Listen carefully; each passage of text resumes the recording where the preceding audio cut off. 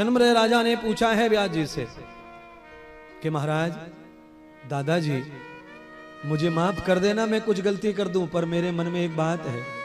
मैं ये जानना चाहता हूं कि मेरे पिता को सदगति के लिए आप तो इतने सारे ग्रंथों के ज्ञानी हैं, तो देवी भागवत ही आप क्यों चुने हैं? मुझे ये बताइए।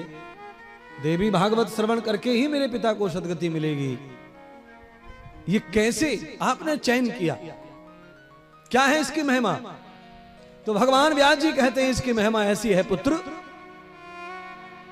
कि इस कथा को भगवान श्री कृष्ण के पिता वासुदेव ने श्रवण किया। क्यों?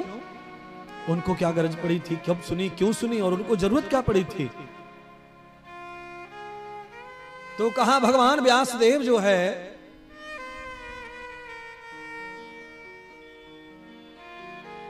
कृष्ण के पिता हैं,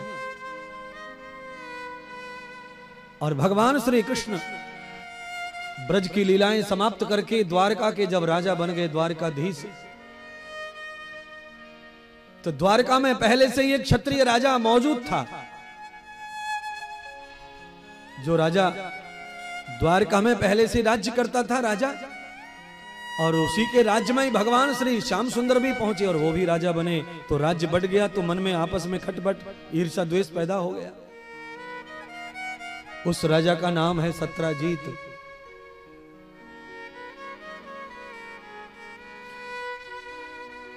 सत्राजीत वैसे बहुत धर्मात्मा राजा, दानी पुरुष, यज्ञ करता राजा है। पर कोई राजा कितना भी दानी यज्ञ करता हो, पर अपनी गद्दी किसी को थोड़ी दान करेगा? वो तो गद्दी का लालच तो सबको ही होता है। कृष्ण भगवान को द्वारिका का राजा बनते हुए देखा तो सत्राजीत को अच्छा नहीं लगा। मन में खिन्न भिन्नता, और कुछ राजा सत्राजीत के प्रजाजन और कुछ भगवान द्वारकानाथ के प्रजाजन, एक ही राज्य में दोनों प्रकार के सपोर्टर, बीजेपी कांग्रेस, एक ही गांव में दोनों मिल जाएंगे आपको, कुछ उनके कुछ उनके। ऐसे ही द्वारका के राज्य में, उस सौराष्ट्र के राज्य में दोनों राजाओं के सपोर्टर, आधे कृष्ण भगवान को मानने वाले, आधे सत्राजीत को मानने वाले लोग। और सत्राजीत तो राजा थे ही, पर इस बार द्वारकाधीश को सौराष्ट्र के लोगों ने तन मन धन से जिता करके राज्य दिया और द्वारका दानत बना दिया। सत्राजीत के पास में भगवान महादेव की अति कृपा थी, वो महादेव के भक्त थे सत्राजीत राजा। सत्राजीत जी के पास में महादेव की कृपा से सम्यंतक नाम की एक मणि थी उनके पास। उस मणि की क्या चमत्कार थे? तो कहा उस मणि का चमत्कार था कि मणि जब तक राजा सत्राजीत के पास है तब तक सत्राजीत के राज्य को कोई छिना नहीं सकता। सत्राजीत को मृत्यु नहीं आएगी, सत्राजीत के राज्य को कभी कोई छीन नहीं सकेगा।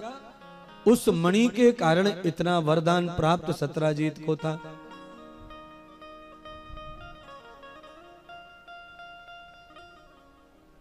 भगवान कृष्ण की तरफ से सत्राजीत के साथ कोई अव्यवहार नहीं था।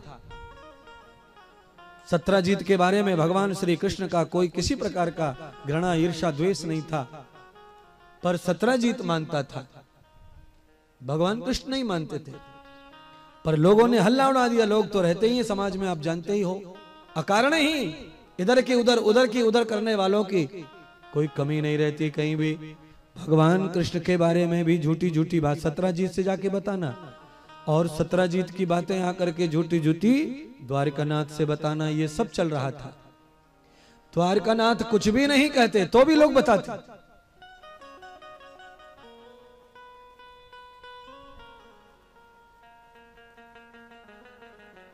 कि द्वारकाधीश कृष्ण आपकी आलोचना कर रहे थे, आपके बारे में उल्टा पुल्टा बोल रहे थे, और भगवान कृष्ण कभी सत्राजीत के बारे में एक लफ्ज नहीं बोले, एक शब्द नहीं बोले हैं।